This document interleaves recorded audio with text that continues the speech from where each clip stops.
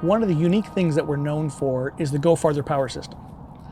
So the great thing about the Go Farther power system is not only do you have an enormous amount of battery where you can literally run your air conditioner in the middle of nowhere in the hot summer for 11 to 16 hours off grid, totally silent, totally off of battery power.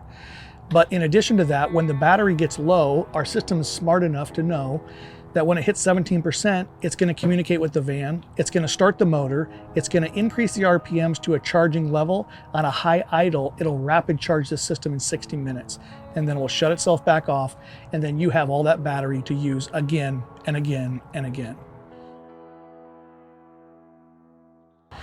Now, there's another thing we built into our system that's pretty unique, and most people don't know this. I can control the auto start from a manual level. So let's say I'm getting ready for bed and I realize that I have 20% battery or 15% battery. Or 15% will automatically kick. But let's say I have 20% battery. I can say, let's auto start this thing and rapid charge it for 60 minutes right now. And then I can turn it off and then go to bed. And I have all that power right through the night to run my AC. So here you can hear the battery has turned on the motor, or it's turned on the ignition. And there's the motor. And here comes the high idle.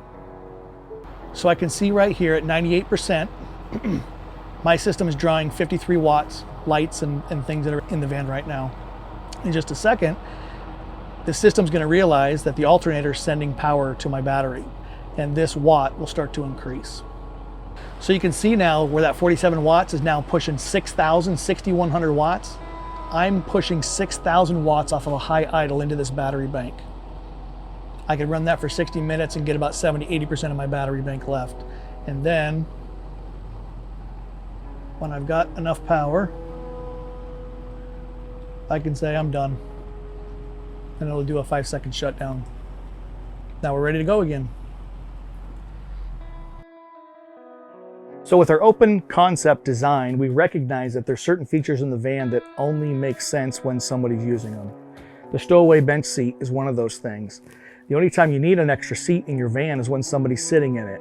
Otherwise, it just takes up the precious space. But when you do have extra passengers,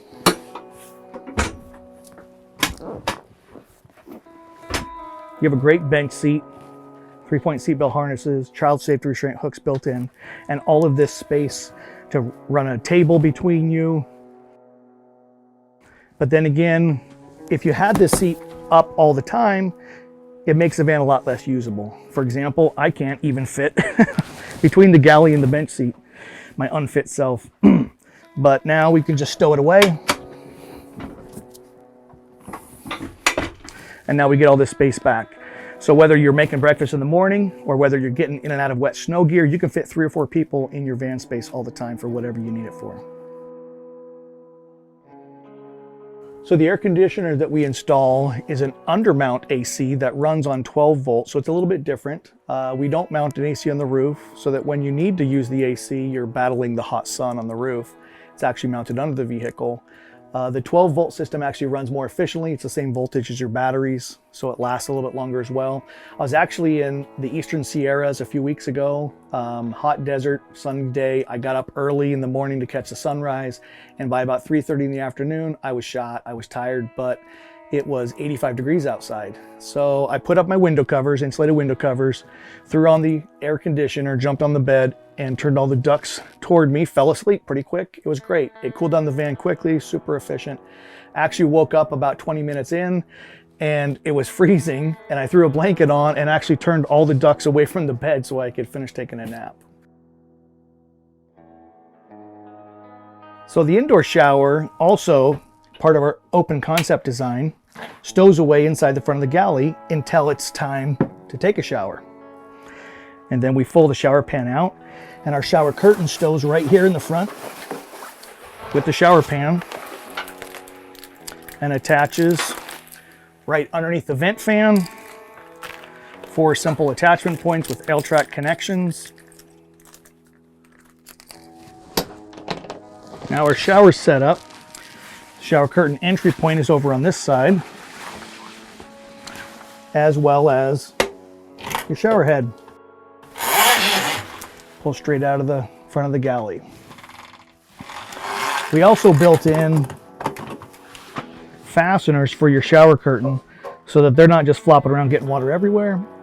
This is going to keep all of your water inside the shower pan.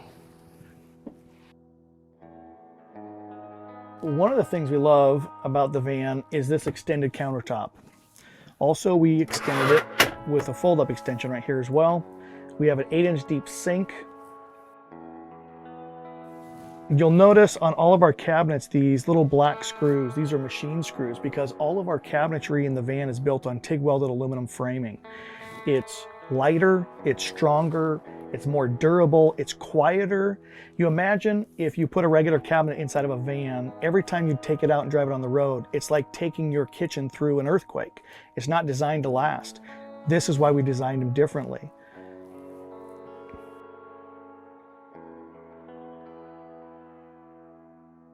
So in addition to the extended countertop, we also added a fold-down work surface. So now you've got all this extra space for whatever you might need it for. Also, a desk with a view. The fold-up bed. One of the features I like the most. We wanted to have a bed that was really comfortable. You can fit 6'7" height, queen size width. Be reliably getting a comfortable night's sleep every night. Be ready to go the next day.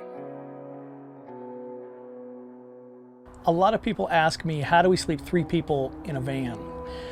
This is our front seat mattress. This is a great option for putting a third person in the van, or even a second person if you don't want to share a bed with them. So it's made very similar to our primary mattress, which is a 4-inch mattress, totally upholstered. But instead of being 4 inches of foam, it's actually 2 inches of foam and 2 inches of an inflatable core. The core is made from the same material we use to make whitewater rafts, so it pumps up nice and tight, firm like a board, so it can support the span over the front seats. Super easy once you get it pumped up to just slip it over the top of the backs of the seats. And it comfortably sleeps about 5 foot to 5'5". If you throw a pillow up on the armrest, you can get a couple more inches out of it. I often get asked about our fridge. It's a chest-style Dometic fridge, and this is why we chose it.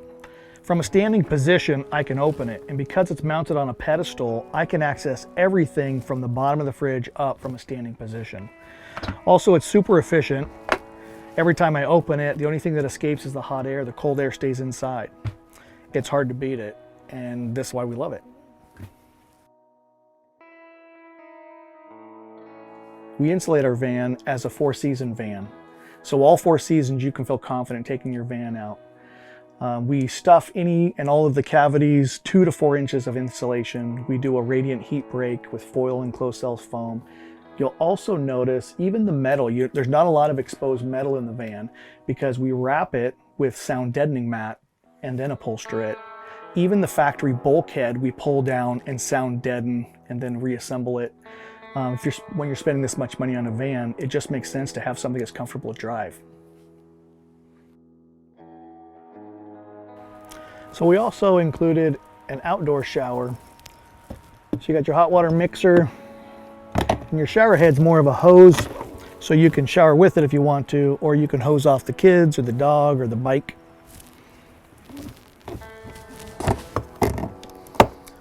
And then to add to some rear door storage, we also add these Mole racks on both sides of the rear wheel boxes, so you can add the style of bags that you would like.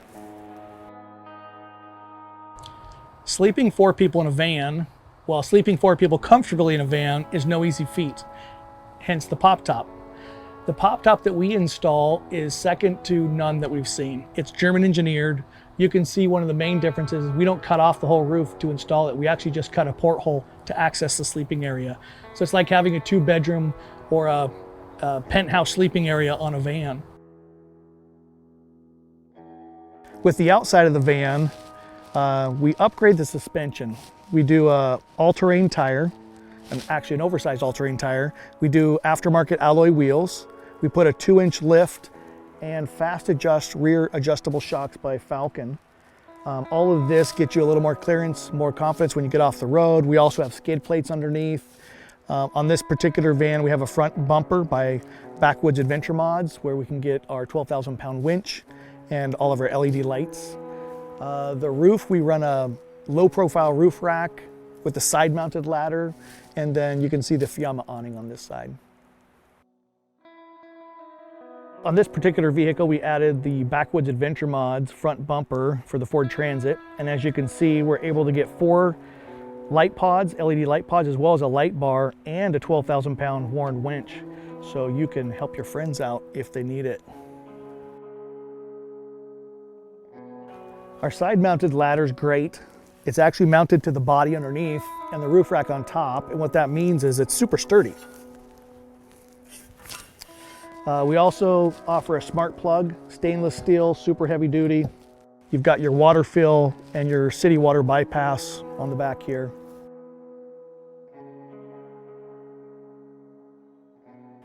So the GOAT has our Go Farther power system, which basically means you can run an air conditioner in the middle of nowhere for days. But not everyone needs that. And if you don't need that, we also have a model called the GoTerra, which has a 5,000 watt-hour system, the same suspension upgrade and the same features inside.